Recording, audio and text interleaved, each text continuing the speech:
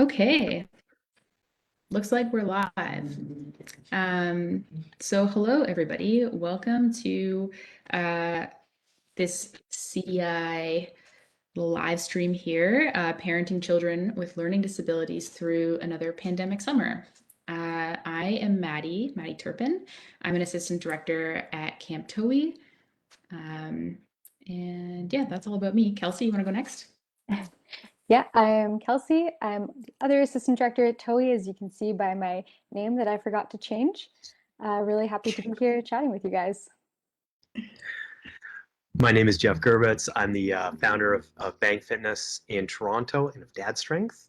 And, I'm here to talk more about movement and exercise and how to keep everyone healthy and happy. And I'm delighted to be here. Thanks, Jeff. Get my Kelsey, you want screen to share your together. screen? I do. Okay, let's get this presenting.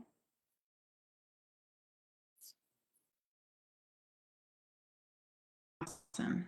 Okay, so we are actually going to start today with a land acknowledgement. So at the Child Development Institute, we acknowledge that this land that we work on is the traditional territory of many nations, including the Mississaugas of the Credit, the Anishinaabe, the Chippewa, the Haudenosaunee, the Wendat, and the Métis people. We also acknowledge that Toronto is covered by Treaty 13 with the Mississaugas of the Credit. So our community is home to many diverse First Nations, Inuit, and Métis people, and we recognize the enduring presence of Indigenous peoples on this land. And we also acknowledge that it matters how we do land acknowledgements and how we show up with intentionality, and that they can be tokenistic. And so that is important to name too. And if you currently do not reside in the GTA as you're watching this live stream, do some research and check out the Indigenous lands that you are residing on. Thank you, Maddie. Just really quickly before we get going, we want to remind you that this is a live and public discussion. So for your online safety and security, if you are participating in the conversation in the comments section, please avoid sharing personal information, particularly about minors. Okay. Alrighty. So we're going to go ahead and reintroduce ourselves. I'm sure there are people who are just joining. So I am Maddie Turpin. I am the Assistant Director of Counseling at Camp Toei. I have been with Toei and the Integra program for 6 years now. I started in 2015. I've done a multitude of jobs there, everything from high ropes programming, like adventure therapy supervision, assistant director of programming, and now I'm the assistant director of counseling. And I'm also currently doing my master's in social work. Great. I'm Kelsey Stiles. I'm the other assistant director. I run programming at Toei. This is also my 6th year. So I started in the tripping department, taking kids on canoe trips, and then moved to do the supervision of that program. And I've been the assistant director of programming for 2 years. It's looked pretty different. I haven't been able to do that job at camp yet, but it's been awesome getting to develop this virtual program and doing workshops like this with you guys. Other things in my life are that I'm finishing Teachers College tomorrow. So everyone cross your fingers that my placement goes well tomorrow, and then I will be a teacher. That's awesome. My name is Jeff Gervitz. I am the founder of Bang Fitness here in Toronto, as well as Dad Strength. I am a proud papa. I have a 4-year-old son. My expertise is around the world of movement, exercise, and behavior change. And over the last year, have had a particular focus on using movement and exercise to improve mood and focus. And I look forward to sharing some of the details of that with you tonight. And briefly before we move on, we'll talk a little bit about Toei. So Camp Toei is an Integra and CDI program. We function as a summer camp, but our specialty is in kids who are diagnosed with a learning disability and a co-occurring mental health diagnosis. So what Toei is really, in its essence, is we provide a intentional space for our kids, and they have an opportunity to show up and be themselves. And we have a 2-to-1 ratio staff to campers. And so we are really intentional about providing an opportunity for our kids to work on their social skills, to challenge themselves, while all sort of operating within this very like safe space where they can be held. And it's a really magical place. Yeah, and just before we move on, Maddie and I also want to acknowledge how great it is to have Jeff here as a parent. Maddie and I are clearly young people without children. So although the title of this presentation is Parenting Advice from experts Maddie, Kelsey, and Jeff, we just want to clarify we are in no way trying to give you expert parent advice. Rather, we're just trying to pull all the resources and things that we've learned at Toei and try to get those resources to you guys to best support our kids through these really, really challenging times.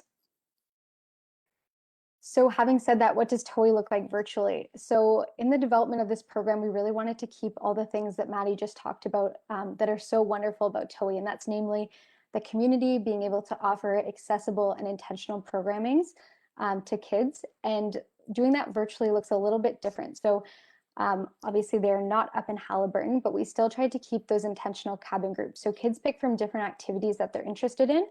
And we'll tell you a little bit more about the activities throughout the program. But some of the highlights are using role-playing games such as Dungeons and Dragons, creative programming like art and music, and also skill-based programming like Taste of Toei. And kids pick the program that they're most interested in. And then from that pool of kids, we try to place them with kids who are in similar age and similar interest to them so that they can have a community and a group online of kids that they get along with and that they can see themselves being friends with and hopefully keep connecting with even outside of this program. We also offer camp-wide activities and evening programs such as hiring magicians, doing campfires. I'm not sure if you guys have seen our virtual campfires before. I'm not much of a singer, so I'm happy to be doing this chatting with you guys instead of singing to you. And as well, we have a really, really awesome staff team that I want to acknowledge. A lot of what this presentation is based off of and what Maddie and I are going to tell you about is based off what our staff have created with their really caring and dedicated attitudes. They put 100% into developing these programs and working with our kids and making them feel really, really safe and included in their programs. So shout out to our staff for doing such an awesome job. And I can't wait to tell everybody about the great programs that you have been able to implement.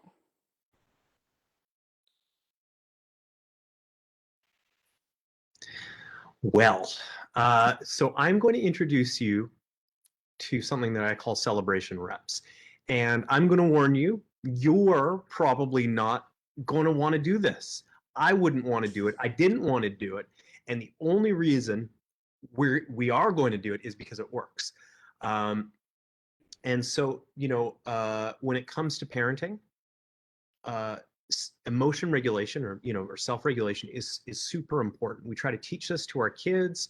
My son is in junior kindergarten, and that is part of the curriculum now. That was not the case when I was growing up. And I think it's super important, and it heartens me to see that.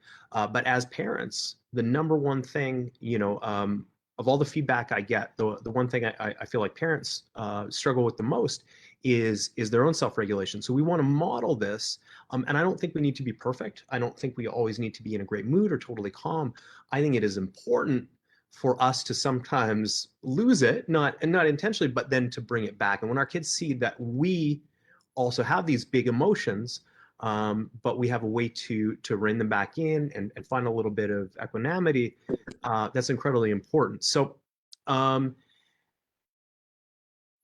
it's important here that you find a celebration that feels authentic. Some people are big celebrators. They wave their hands and they pump their fists. They sing. I have a friend that will sing "We Are the Champions," like a few verses. That's not me. I keep it a lot smaller. Sometimes celebration is simple as thinking about why this is important, why we're undertaking an important action, what is the meaning of this. But I'm going to suggest you do something simple, and I really hope you join me because this works, and I made everyone do it when we were prepping for this. We're going to pick an exercise that you can do that you're already capable in. I'm going to do sort of a squatty type thing and jump up a bit, okay? And I really hope you'll join me. You'll stand up. If you don't want to stand up, you can just put your hands up. It doesn't matter too much, any kind of physical movement. It could even be spreading your fingertips. But I encourage you to be big with this, okay? We're going to do 10 reps. At the top of every rep, you're going to do some kind of celebration, okay? And I'm just going to say, yeah, and smile. So you do whatever's natural. And we're going to take a baseline. How do you feel now? And we're going to do this. So I really hope you will join me. I'll say one more thing. I'm going to try to sell you on this because I think it's important. I had a meeting earlier that I thought was going to be tense. And so I did this. I did 10 celebration reps right before, and I was able to come into it with great energy. So this really is a skill, and you would be surprised to find out how quickly movement can change your mood. So are we ready? You going to do this with me? Yeah. All right. So this one. Yeah. 3, 4, 5, 6, 7, 8, 9, 10. And that is it. And if you did it, I will be shocked if you are not feeling great. So little celebration blitz for you. Let's move on.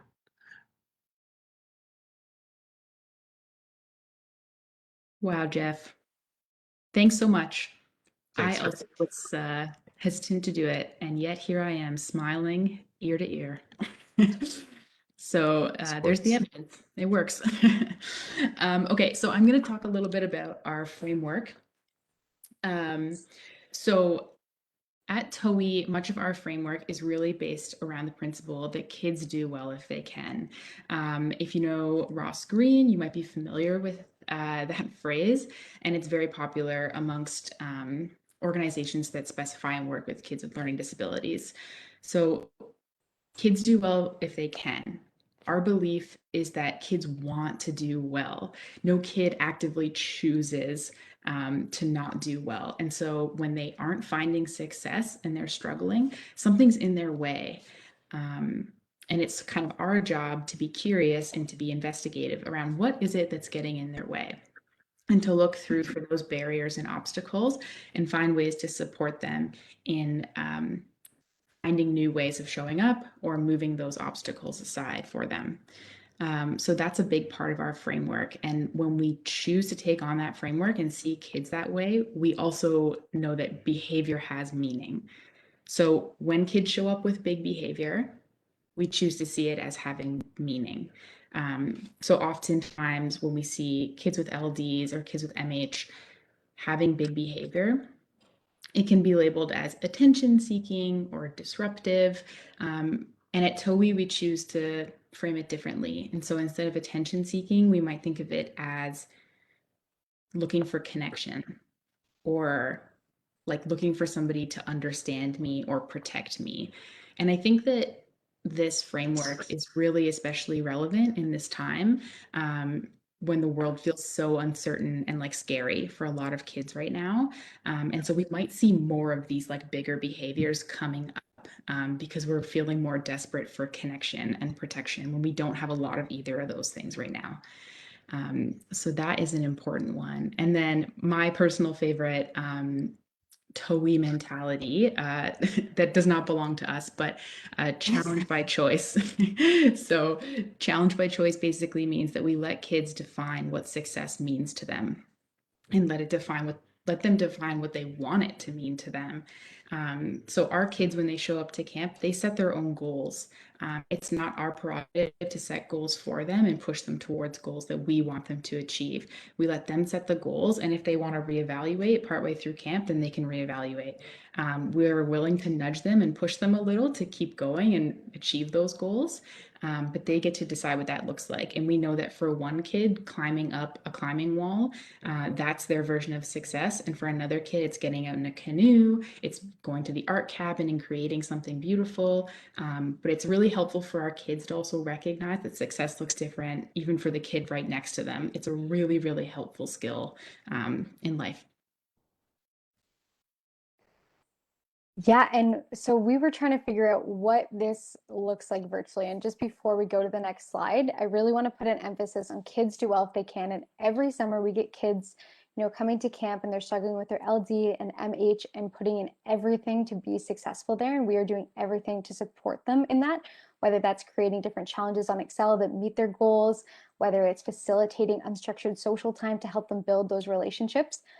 And now we're seeing groups of kids struggling with their LD, MH, and also COVID. And, I know personally, I'm doing just about as well as I can right now. And I'm assuming that's about the same as our kids. So their level is really changing now to, trying to deal with their LD, MH, and also trying to cope with being online and navigating this whole new online world. So the challenges we put in place for virtual camp, and the behaviors we're seeing have all kind of been changed in a way. And I think what we're hoping to tell you from this presentation is just like some things that we found have like helped kids find success. And those are the types of resources we are trying to give you guys. It's just like we've been trying out everything for a year to try to get that same success and comfort and friendship out of these programs. And we're hoping to share, a little bit about what the kids are responding to and what we're seeing them really enjoying. And Jeff, I don't know if you want to add before we move on to the next slide. Could I get you to clarify, just so I think I know, but LD and MH? Learning disabilities and mental health diagnoses. Thank you. Okay.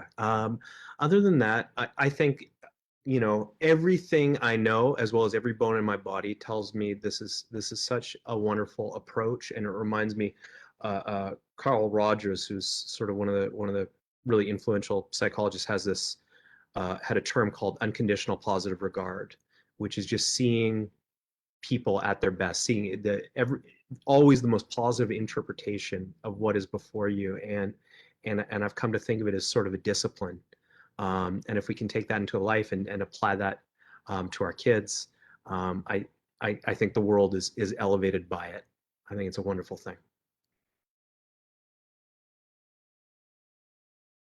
Oh, I want to actually let me speak to motivation if you'll let me for a minute, because okay, I come from the fitness world, which is kind of a weird place. I'm not sure why we exist, if I can be honest, right?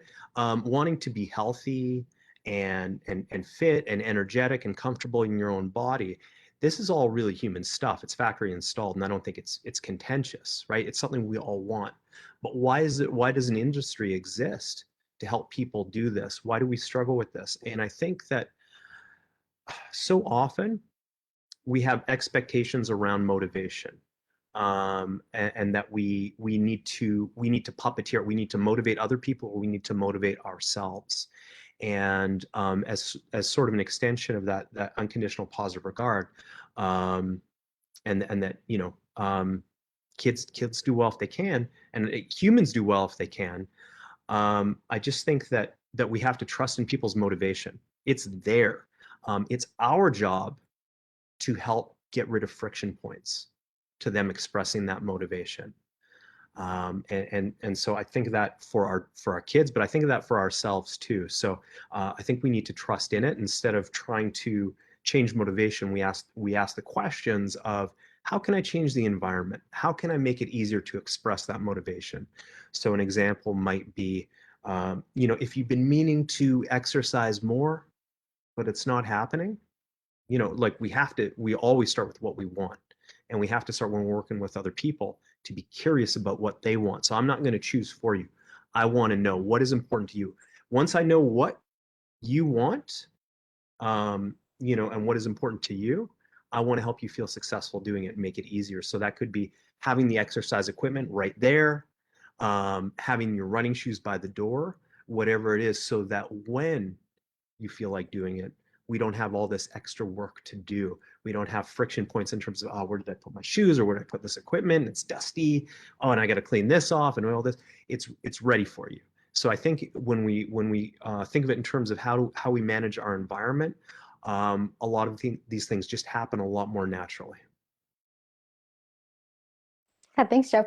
That's a great point. We also use, motivation at the beginning of the program. I think setting goals is such an important part of our program as well, in a very different way, but I totally related to that when you're talking about it. And a great example just the other day. So I'll get more into role-playing games as we continue this session, because it's been a really awesome resource. That's actually something that we've learned out of COVID.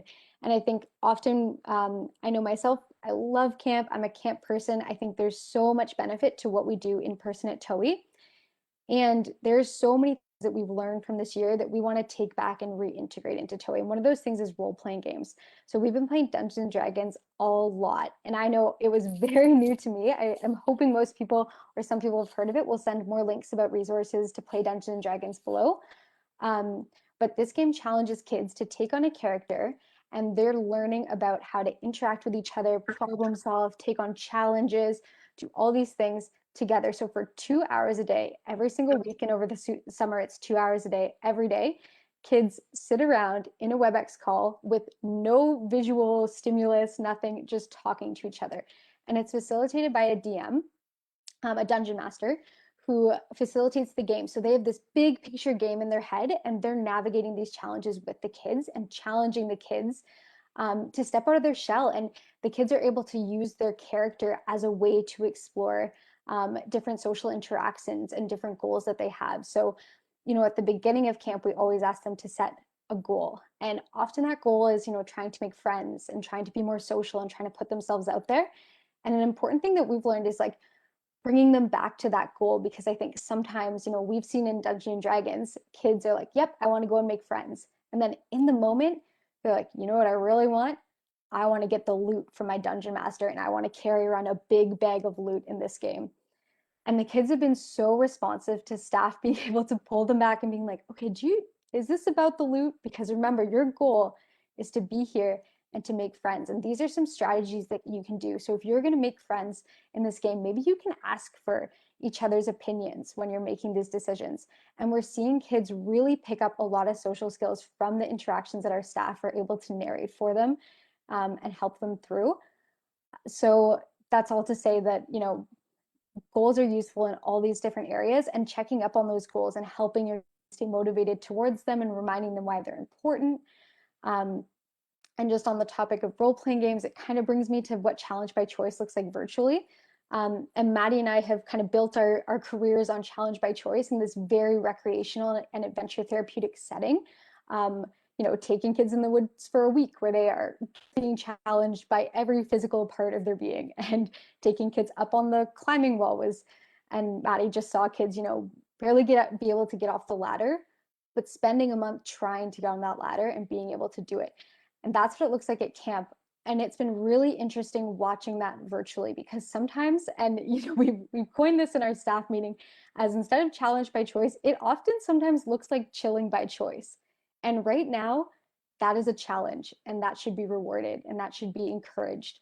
So if your kid is going to programs and their camera's off and their microphone's off, and you're like, oh my goodness, how do I get them to engage? That might be their challenge right now. They might be getting on the ladder on the first ring for the couple weeks, and all they can do is get on that ladder. But that's a step towards, you know, participating, unmuting themselves for a bit and talking into the program, maybe showing their face at the end of the program, being like, see you guys later. And that's all steps towards becoming comfortable in this really virtual world. And that is a huge challenge that I think doesn't come naturally to a lot of people, and certainly not a lot of kids who haven't been exposed to this before. So what we've been trying to do really hard is just reframing what challenge by choice looks like, and what our expectations and what we kind of encourage and motivate kids looks like. I don't know, Jeff, if you want to step in there or anything. I love this. You know, we recently at Bang, we recently started a Dungeons and Dragons group. You know, in theory, we're just working out. It's all fitness stuff, but you know what? We understand that health is broad and has a lot of components, and relational health is particularly important right now. So creating that space to be experimental, to have kind of a safe sandbox to play in, try different things, work on creative problem solving, it is also amazing. But I'm also reminded, you know, as you described challenge by choice, you know, we have to be aware of kids work hard, and we have to kind of separate out, forget what this looks like, whatever our absolute version of performance looks like, and instead look, you know, what is their internal process like? Are they being challenged? Do they have enough challenge that they're stimulated, but not so much that they're overwhelmed? And that could be anything. That could be anywhere. And we want to be open to that. And I would suggest also that if you always feel like you're the one, especially if you have teenagers, and you're the one trying to puppeteer motivation and get them to do more stuff, I would challenge you, do you ever give them the option of doing less, of turning it down, of making it quieter, making it smaller, making it easier? Because if you've never done that, that might surprise them. But when you give them autonomy in both directions, I think your kids, like a lot of that natural teenage counter will dissipate. And knowing that they have the option to go in either direction, they'll stop being reflexive about their responses, and hopefully you can get to a place where they're really authentic about it. And sometimes that will mean going down, and sometimes that will mean going up, and we're cool with whatever it is. So, Maddie, did you want to add to this before I move to the next slide? No, just that I think like it's important to remember, I'm just like sort of tying a bow in terms of this really being geared towards like parents and educators of kids with learning disabilities. Like we know that kids with LDs have a harder time socially. Their interpretation of facial expressions and movement and social interactions is different at times. And so what we're doing in a lot of these new virtual platforms is we're also providing them a space to practice within safety. And so what we're creating is sort of that like container of safety. Our staff are really, they have something really special with our kids. And what we find is the same kids are showing up over and over and over again because this is the space that works for them. It's other kids that get them and it's staff that get them. And so when they come in and they play Dungeons and Dragons for 2 hours, it's fun and it's fantasy and it's awesome. But beyond that, it's also about practicing those social skills. And like Kelsey touched on, it's our staff getting an opportunity to do what they also normally do at camp virtually, where they kind of can step in, hit pause, and narrate and say, hey, wait a second, what's going on here? And there's a really nice separation of being able to speak about characters instead of kids feeling like they're being critiqued for their own like personality. We're also talking about characters as sort of like a third person, but it's a really cool way for them to learn. For sure. And thinking about education too, for a lot of our kids, school is already so hard. And as someone who's teaching online right now, it is really hard. And like to learn, to navigate the social interactions and also be learning the curriculum and trying to meet the expectation of educators and the people in your life, that can be really challenging sometimes. So it's okay to, if you can find resources that we're going to provide at the end of the presentation to give kids space to explore the virtual world and how to interact with people virtually without that academic pressure on them. I think it gives them a bit of a space to free up and kind of like, okay, like I don't need to worry about what my teacher's thinking, what my 27 peers are thinking. It's just me and a few other kids, and we're just having social time, and I can learn how to navigate these social pressures because a lot of the kids' introductions to the virtual world was school. And for our kids with LDMH, school is already hard. So it's important to just like remember that experience of online was actually hard, like shaping their understanding of interacting on the internet, right? Was emergency learning last year. And so what we're trying to do at Toei and what we really worked hard last summer to do was reframe what it looks like to be online. And that to be online does not always mean, not feeling like you're getting all your assignments in or not feeling like you're understanding the lessons in the same way. Being online can also feel like you're being a part of a community and you're learning new skills and you're having fun. And they can do that at school too, but it's important to take a step back and really give them the chance to explore what it feels like to be on the internet socially with their friends, their family, and learn those social cues, those connections, feel comfortable with it, to then really tackle that curriculum aspect that can be really challenging for kids regularly in school, let alone virtually.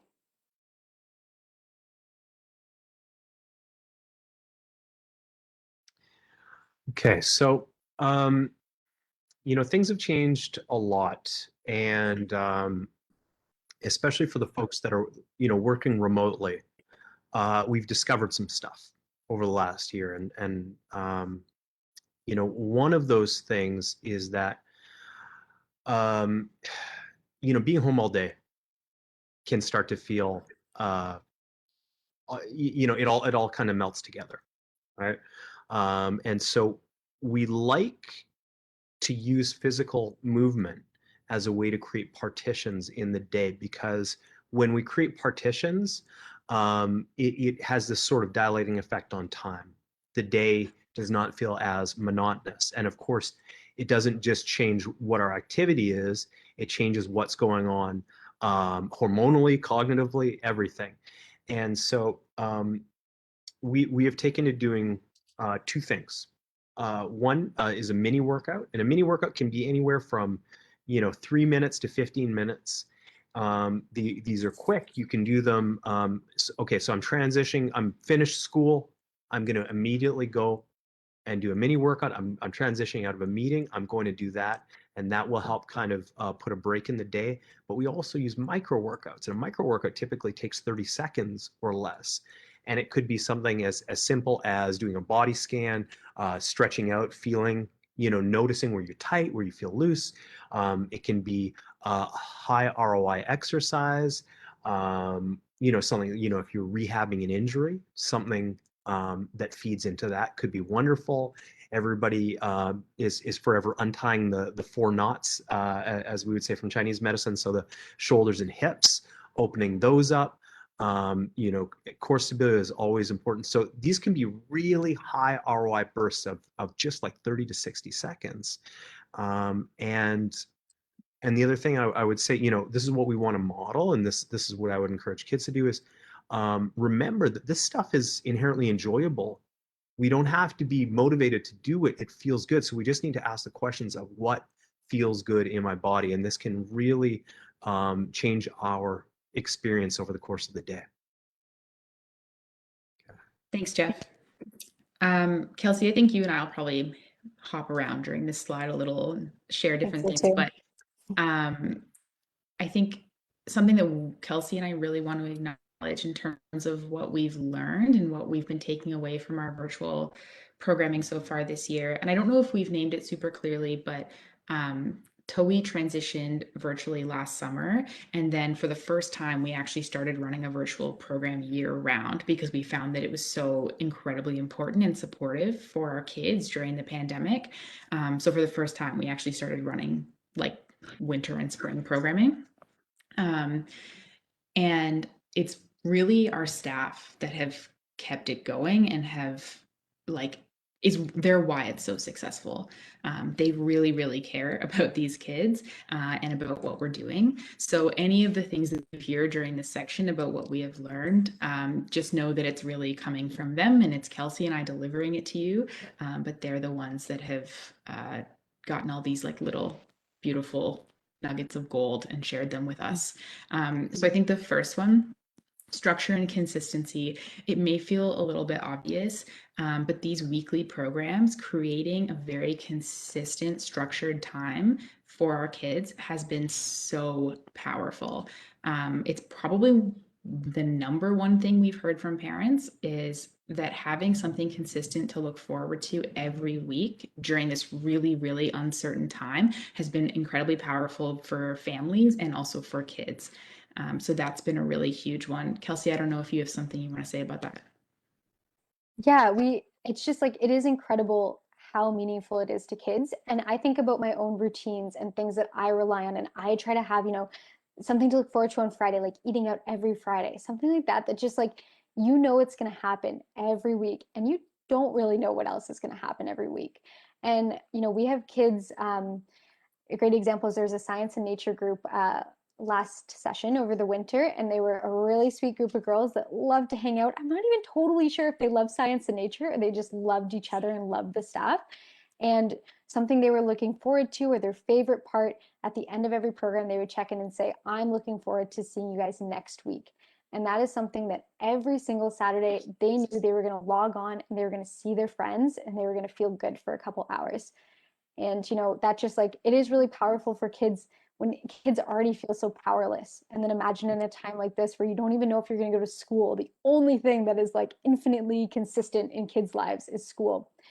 And so to have something that you look forward to and that you can rely on gives our kids a real sense of stability and allows them to show up ready and to be successful and to feel really good in that moment. Yeah, thanks, Kelsey. I'm just gonna jump in for one quick second, Maddie. Sorry. I taking these breaks. There was something I wanted to mention about movement breaks. They can be an essential part of your routine, but if we are struggling a little bit emotionally, they can also help us recenter and come back to that routine. So we can, and in those cases, and we can get into it later in the Q&A, but that's where we would use a more intense method of exercise, because when we have stress hormones in our body, we want to dispel them. It's not just a question of behavior or just using our minds. Like sometimes we have to process through that so that we can come back to baseline. Thanks, Maddie. So the next one, we have finding ways to meet kids where they're at and letting them lead. So this flows really nicely into sort of our like existing framework and like philosophy of Toei, which is in general just like meeting our kids where they're at and letting them set their own goals and all that kind of stuff. We found that it's been extra sort of powerful in this virtual landscape and also within a pandemic, because like Kelsey was alluding to earlier, the amount of opportunities right now for choice or structure are so minimal that when we can provide that for kids, it really gives them a sense of normalcy, and it like helps them continue to grow and develop in a normal way. And so what that can look like for us is when our kids have suggestions about programming and stuff like that, we really listen. We had last session, we had a group of kids that started asking lots of questions at the end of every session about space. They wanted to talk about space all the time. And then they kind of said to some of the staff, why don't you guys have a space program? Why don't you do that? And I think as adults, sometimes we can get into this habit of just like immediately shutting down before we think about things. We can just be like, oh no, we just don't do that. That's not a part of our programming. And instead, what happened was our staff went, that's a really good question. I'm not sure why we don't offer space programming. And then they came to us at the next staff meeting and said, hey, listen, the kids want a space program. And we were like, okay, next time we're going to offer space camp. And then so over April break, we offered space camp, and it was a huge hit, and the kids loved it. And so really listening to the needs of our kids right now and offering them opportunities to be creative and have autonomy and choice is really powerful. I can imagine how seen those kids felt. I love that. What a wonderful thing. And what are the stakes, right? The worst case scenarios. Maybe we don't do space camp again, but it sounds like it was exactly the right thing. And there are three things it is thought that humans need to feel happy and fulfilled, and they are autonomy and having that sense of choice, competence, and that is the right challenges at the right time, and relatedness, like feeling like you're part of a community. And it sounds like all those boxes are really getting ticked. Yeah. And Kelsey, I'm sure you're like eager to jump in here. I think that's something we found really with our programming. We have another program that we incorporate as well called Taste of Toei. And it's where the staff will set up these like really like exciting, they'll send out recipes to the kids and like everything they're going to need for the program that day. And the staff cook alongside the kids. The kids are in their own kitchen, and the staff will sort of like model doing the recipe, and they all do it together. And so anything where our kids can have sort of this like tangible thing in front of them also, where they can walk away with a sense of mastery and like something physical that they've completed at the end of that has been huge. Again, when everything's been virtual over the last year, there has been some really great learning for a lot of people, but I found that like we're noticing anyways that not a lot of people are walking away with like physical tangible skills or like senses of mastery as much. And for our kids, that's really, really important. And so that has been a huge thing, a huge success. Oh boy, I Um, could just keep mention, going with it, but yeah, okay. I'm going to mention one thing when it comes to again, not having to worry about motivation. We can make behaviors easier to do, or we can level up skills, and that's what makes things easier to do. So this is wonderful. I bet the three of us could talk about this one point for another hour. I'm going to keep going because I'm sure we are going to have to get to our question and answer period shortly. So I'm just going to lump together, I hope you guys don't mind, screen time and unstructured social time, because I think those two actually go hand in hand and they support each other. I know a huge conversation has been like, you know, do I want to enroll my child in virtual programming? They are in school for 6 to 8 hours a day virtually. And that is a lot of screen time. Like, I definitely feel it at the end of the day. I'm sure everybody who is working from home and learning from home feels the same way. We need strategies like Jeff is telling us about to get us up and moving, to pull us away from the screen. And we just want to throw our hat in here as like people who spend all day on the screens as well, having this social time where there is, again, no academic pressure. You're connecting with a small group of people, a small group of staff, and the kids are feeling like a part of something. They're getting mastery, they're learning new skills, they're putting themselves out there, and they're also just having this like unstructured time to be kids. And that is something we worked so hard and took us a long time to figure out how to do at virtual camp last year, because the most beautiful parts about camp are when the staff are in their room and the kids are all out in the cabin joking around with each other, and there's no adults around. And even when there are adults around, they're 20-year-olds, so it's not like having your parents around. And that part got lost a little bit in virtual programming because the staff are always around, and you lose those organic moments where kids can just be silly kids. And that matters so much for our kids, especially when they're trying to navigate what it's like to be social, what it's like to make friends. You want them to feel comfortable to joke around. So something that we've been trying really hard to do, and we transparently, like, we just got this over April break, and like it's a program that's like so much in development, is unstructured social time. So running programs like right now we're running cabin time, which is just a time where kids who want to chat and connect with other kids join the program. And for 2 hours, there's two staff there who can facilitate a little bit and can do some prompting when it's needed. But for the most part, kids just joke around. They talk about their favorite movies. They make silly jokes at each other. There's always one kid doing like a magic trick or fiddling or showing their toy in the camera. Um, and it's a beautiful time because that is just kids being kids. And I think sometimes, as programmers, and as people who are developing virtual programs, we're like, okay, how are we going to program this? We need every moment to be programmed and intentional and engaging, because if kids are going to spend 2 hours on my screen after they spent 6 hours at school, it needs to be really meaningful. And what is meaningful is also just giving kids time to unwind and chat with their friends. And what we've seen, and I can't say this is for sure or this is what you should think, but what we're noticing is this doesn't actually feel like screen time. This doesn't take it out of you the same way working online and being online for school, and especially with learning disabilities. Being in school is hard, and that screen time, learning all day, is hard. And this unstructured social time, there is a lot to navigate, but with a smaller group and with staff there to help you, it is screen time that's like well worth having, because it makes you more comfortable in that virtual world, and it makes you feel like, I've got this consistency, I'm learning these new things, I'm meeting these new people. So that's all. We just wanted to put our hat in for some screen time and say, it is hard and we see it, and it does take a lot out of you. And it is a really important part of just like unstructured social time for kids. Yeah, and there's a definite balance to strike there. I think this is like our way of validating the concern. Like, of course, be concerned about your kids' screen time. And like, we can understand the hesitancy towards extra virtual programming when your kids are already staring at a screen all day.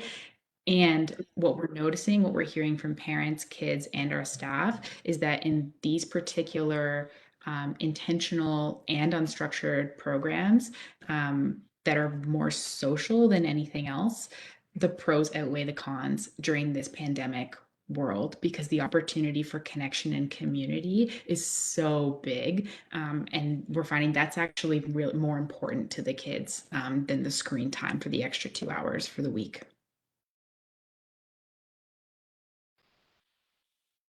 Great. Kelsey, And is there? maybe yeah, I was going to say maybe we can start like prompting people. I think we're going to get to our question and answer period quite soon. So if people wanted to start throwing those questions in the chat, and then we can start reading them as they come in, and we will just talk ourselves in circles around the last point. I think we already talked a little bit about youth engagement, but I know Jeff, you had a good point down for learning looks different and just like putting emphasis on the fact how learning looks different for movement. So if you wanted to talk about that for a moment before we get to question and answer. Yeah, I think of it in terms of a few different ways, and a few different ways that we can use movement for, cognitive and emotional health. If we are feeling, I mentioned if things are really intense, that is a wonderful application of intense movement, of doing a sprint, of jumping. Sometimes we'll get our son to jump up and down on the bed 100 times. He'll do it. He's got, batteries for days. Sometimes that is something more technical or that requires more coordination, and that can be a beautiful thing for vertical integration, which is to say getting the whole brain working and getting the thinky brain to calm down the more emotional brain. And that can also be something where we are more connected to the physical experience, where we're paying attention to textures and sensations, pressure, and that can be from laying on the ground, pushing up against a wall, using a lot of the typical tools we'll use for soft tissue, like a foam roller, or putting something heavy on our muscles. There's a reason folks use a weighted blanket. All of these things, they ramp up sensation, exteroceptive feedback would be the term, and that helps create sort of a calming sensation as well. So these are all tools at our disposal. So not all exercise has to be at the edge of our ability. Not all exercise has to be super intense, and all movement has value, and all movement builds capacity, and is worth exploring in its own right. So challenges can vary quite a bit. Thank you, Jeff. Um, Oh, sorry, sorry, Maddie, you go for it. I just want to really quickly hop on that point because I'm feeling inspired by like learning looks different. I think one of the other things that our staff have really aptly sort of pointed out is that they've had to adjust the way that they program. Typically at TOEI and Integra and CDI, we're so intentional about really providing our kids with a set of tools and like these fantastic skills and these takeaways and social resiliency and all of that for sure still. And what we've actually found is the way the world is right now, we've had to adjust and lower our bar a little bit for some of the learning and really raise our bar for fun. And providing a space for fun has been so incredibly powerful for our kids. The world is not a very fun place right now. And so when we've been able to do that, it provides a space of like reprieve for families and kids. And I think for parents and educators, a great takeaway is raise the bar for fun right now and lower the bar for some of the other stuff.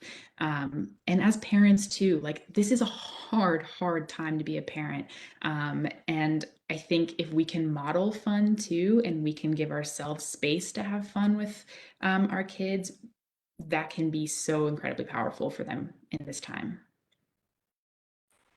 Well said. Amazing as What always, age? Maddie. Oh. What age groups are there at TOEI? We've got a question. Oh my gosh, Kelsey, correct me They if are I'm 10 wrong. to 18. 10 to 18. I was like, I don't want to get it wrong. 18, yeah.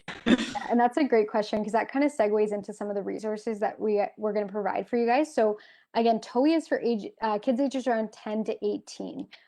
So that's kind of our programming range, and we try really hard to group kids around like 10 to 12, 12 to 14, and keep those age groups and the cabin groups really similar so they can connect with people like-minded to them and who they might get along with.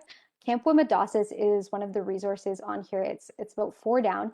And that is a camp for kids around ages 6 to 10, I want to say.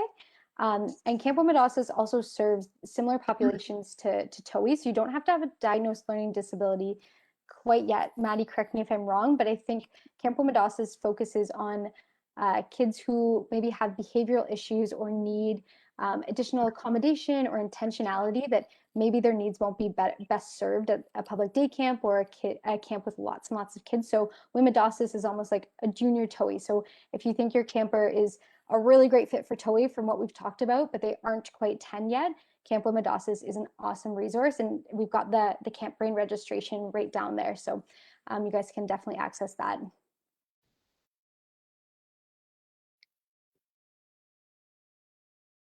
Yeah, we've also got some other really great resources in here. The Pine Project is fantastic. If you are looking for groups like similar to kind of what Kelsey and I have been talking about, like virtual spaces. So obviously Toei, we offer our virtual group, but also like branch out and like look for sometimes like private practices or other therapeutic organizations will offer youth groups. And right now, a lot of those places are transitioning to offering virtual versions um, of those groups. I know that that was going on in the MSW placement that I was just at. So don't be afraid to explore your options as well. And then in terms of resources and further learning, so we have some stuff on this page, but also I know that in this time parents are like looking for new virtual activities to have their kids do at home, and there's lots of really great ones out there. So we're currently in the process of compiling this like actually quite long list of resources of spaces that you can go that are very like kid friendly and kid safe, that are like internet platforms that have games that they can log on with like friends and play or family, things that have cool like scavenger hunts and puzzles that are like educational and really engaging and fun and silly. So I think what we're hoping is that in the coming weeks that we can put together like a blog post or a resource that will be available to people on CDI's webpage.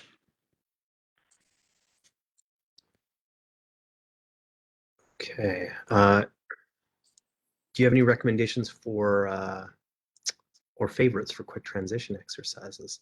You know what? It is so individual. So I think it can be, and take what kids already do, take what you already do, and what you know. You can pick any exercise in the world and find a small version of that. Some of my favorite stuff is a push-up or moving from like a downward dog to a push-up plank. You can message me. Um, is that okay if I share my email? So my email is Jeff, Geoff, at bangfitness.com. And yeah, if you're interested, I'll put together a small list of resources for you. I also see in the chat, someone asked, what is a good age to introduce a child to Dungeons and Dragons, and what ages are you teaching the game to? So great question. We are teaching everyone in our program from 10 to 18. It's all in the intentionality of our amazing staff that they can cater this program to young 10-year-olds. And they even taught me. So I think anyone could learn. It's all about interest. So the game is what you make of it. Like, as we said, you're sitting in a WebEx screen and you're talking to each other. So the premise of the game being that you want to pick a fantasy character and do different challenges. There is some reading involved with character cards and all those kind of things. Like it is hard for 10-year-olds to get it right away. It'll take some time and some modification to the game. But there's also other role-playing resources that we wanted to share with you guys, and that will be included in the list. So one that I can think of, and I'm gonna butcher the name. It's called, oh no, it's called Honey Heist. And it's a role-playing game, but it's all about bears. So you pick a bear character and you're one bear or the other. There's only two to pick from. And the whole thing is you as a team of bears are trying to steal honey. But it's the same premise, right? You're acting as a character, you're rolling to do different moves, you're trying to work together as a team towards a common goal. And that's the important part about role-playing games is you're working towards a team as a character that you can explore different parts of yourself and different parts of that character to get to a common goal with each other. So Dungeons and Dragons is awesome. It can be taught to kids. As a parent, the DM role can be a little bit challenging. If you're picturing yourself as a DM and wanting to DM for kids in a social setting, like maybe kids and a couple of their friends or their cousins, it is a lot to learn. I've been trying and it's a lot to learn, but there's other role-playing games out there that are a lot easier if you want to get your bearings with. So I would recommend if you are new to D&D and you have kids younger than 12 who are also new to D&D, try out Honey Heist as like a beginner level. And if you guys love it and you're super into it, then keep exploring D&D and email Maddie and I if you want some more help with that. And although Maddie and I are not awesome at it, we have staff that are awesome at it and I'm sure could send you some great resources. And if you need my email, I did not change my name on the screen. It's camptoead1@childdevelop.ca. And if you need Maddie, it's camptoead2@childdevelop.ca. A question about celebration reps and making it into a game for younger kids. I think one of the things that comes up again and again in terms of motivation, behavior change for young kids is it's not so much what we want as making the moments where they express that really fun and having enjoyment. So celebration there. The celebration reps are adapted from BJ Fogg, who runs the behavior design lab at Stanford, and we've got a couple links to the Tiny Habits community, which comes from him, but is a theme or a riff on what he calls a celebration blitz. And so, I mentioned, when it comes to building habit, we want to make sure it's something you already want to do. You've got the motivation for it. We want to make sure you've got the ability for it. And the only remaining thing to solve for is, will you remember to do it? And so having positive emotions can really amplify your memory. And so one version of a celebration blitz we do, and we still do with my son, is when it's time to clean up his 1,000 Hot Wheels, okay, everyone that goes in the bucket, we say yes. Well, that's what he says, and that's become his celebration, and it becomes fun. So we do it as fast as possible. But the way you would do a celebration blitz at home is, okay, you've got to do a sink full of dishes, or you've got to straighten up. 3 minutes on the clock, every single action, you put it away, you celebrate, and you can do that together with your kid. And if you are having fun and there's positivity in there, that really tends to stick. When it comes to any activity, kids want to move. So as long as we are there, we're present, and we're celebrating with them, a lot of that stuff becomes far stickier. Thanks, Jeff. Kelsey, do you want to take the other question? Or do you want me to? Yeah, I have a bit of a story to tell, and then maybe you can elaborate what my story entails. So our question in the chat is, what skills can a child learn from being a character in D&D who's different from themselves? And so I think the best way that I can describe this is with, a real example of something that happened in the summer. So we had a camper so what you do is you come across different characters in the story, and our DMs are awesome, and they put on different voices and they pretend to be different characters. So our DM at the time was being this crazy, crazy character, and he was out in a restaurant being a fool, and they were in this magical setting, and I won't get all into it, but essentially this kid comes up and he's like, I'm going to roll 9 charisma, which means you get the best charisma roll. So you would do something so charismatic. So I do 9 charisma, so you have to do what I want. And the DM says, well, you're right. Your 9 charisma is definitely going to land, but you have to say something charismatic. You can't just say 9 charisma. And he said, but I don't have 9 charisma in real life. And the DM said, well, what's something you would say if you wanted me to, do something your way? What's something you would say to convince me? He was just like, hey, stop doing that.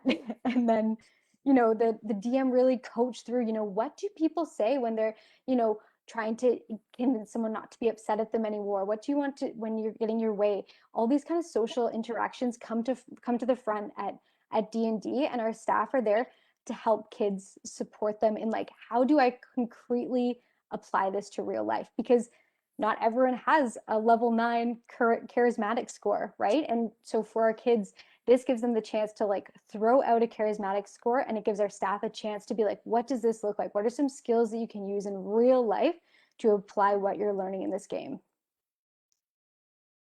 Yeah, thanks, Kelsey. That's such an apt example, and probably one of my favorite Dungeons and Dragons moments we've had in our entire program ever. And I think, just to add on, part of the value of kids putting together these characters and trying them out is they're getting to try on different hats, if you will.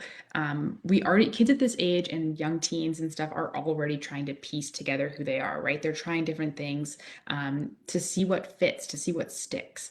And Dungeons and Dragons is like this like sort of really like dramatic, fun way for them to do that. They can be like, okay, I'm designing my character, and they're incredibly courageous, but they're not quite as quick as the other ones, but they have this and that and this, and like it gives them an opportunity for that week or whatever it is to really embrace that personality and that character and try it on for size and see like what they connect with and what they want to carry on into the rest of their life. So yeah,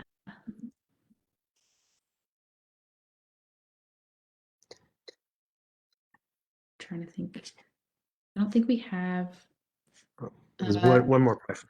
I love that story, by the way. I was grinning the whole time. It's wonderful.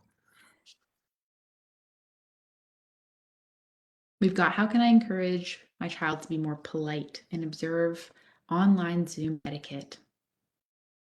That is a tough one. I know, and Zoom etiquette is hard. I think even for adults, it's hard for me. I catch myself all the time, just like kind of drifting off or like not knowing exactly how to like interject in conversations and all of that stuff. I think the first piece is like really around validation and that Zoom is hard and Zoom is hard for kids with LDs and it's really hard to be staring at a screen all day. It's really, really hard to be staring at a screen all day. And so that's the first piece is just validating that it's difficult. And then in terms of being more polite and observing Zoom etiquette, I don't know, Jeff and Kelsey, do you guys have anything you want to pop in here? I'll go ahead, Kelsey, and then I'll No, finish. you start. It's okay. I'm still formulating my thought. Okay. So it is always easier to set things up for success rather than try to intervene in the moment. If you think about exercise, one of the things we're adamant, we're big on technique at Bang. And one of the things we're adamant about is take great care in your setup. Make sure you're in a wonderful position because when you start to move, you're already in a successful position. If I set up a squat and I'm 1 foot askew and one shoulder up and I'm back here, already I'm not off to a great start. It's probably not going to go better from there. So having kids come into the session with positive affect, with great energy, is super helpful, and that's where we would use exercise. And also, um, another kind of a theme from behavior design we'll use is a starter step. So whatever happens after we're set up well, hey, that's great. It starts with the kid wanting to do that. You could talk about, hey, make sure with the first person you see, you smile at, okay? And then celebrate that. And whatever happens after that, it's all good. But if this becomes, if this is a positive thing, it feels good, and maybe they get some positive affect back from the other person, it will become stickier. And if you can do it once, you may find that it begins to emerge in unexpected places. Thanks, Jeff. Yeah, I think the only thing I'll add is just like social narration is your best friend if you can lead with a little bit of validation and set up a really good space. And I think for a lot of kids, it's hard because other kids aren't also modeling that etiquette sometimes.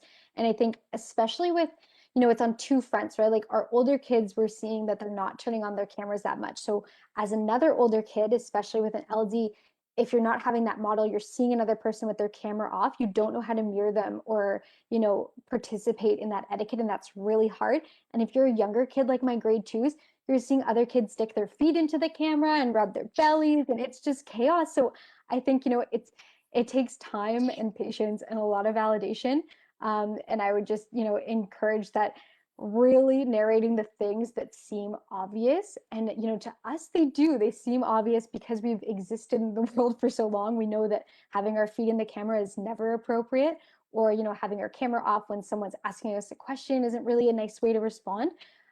So I think just really honing in on that social narration and remembering that it maybe isn't coming as naturally as it seems, and just like being as patient as we can be. And if you had any more specific kind of questions about what the etiquette is that you're working on or any of those things, feel free to again email us, and then maybe we could give you some more specific resources or anything about that, because we are just doing the best we can with the information we have, but we don't want to be misspeaking.